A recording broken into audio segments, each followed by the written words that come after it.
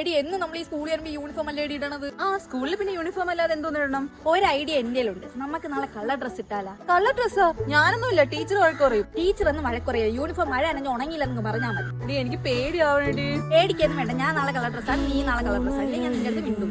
എങ്കിൽ പിന്നെ ഞാൻ ഇടാം. ഞാനും കളർ ഡ്രസ്സാ. വേഗം നമുക്ക് ക്ലാസ്സിൽ പോവാം. Good morning students. Good morning teacher. അല്ല, നിങ്ങൾ എന്താണ് കളർ ഡ്രസ്? ഇന്ന് യൂണിഫോം അല്ലേ ഇടാനുള്ളത്? ടീച്ചർ ഇന്ന് എന്റെ ബർത്ത്ഡേ ആണ്, അതുകൊണ്ട് ഞാൻ കളർ ഡ്രസ് ഇട്ടത്. ഓ ഹാപ്പി ബർത്ത്ഡേ മുന്ന. മുന്നയുടെ ബർത്ത്ഡേ ഓക്കെ, പക്ഷെ അനക്ക് എന്തിനാ കളർ ഡ്രസ് ഇട്ടത്? അത് ടീച്ചർ, എന്റെ യൂണിഫോം മഴയത്ത് ഉണങ്ങിയില്ല.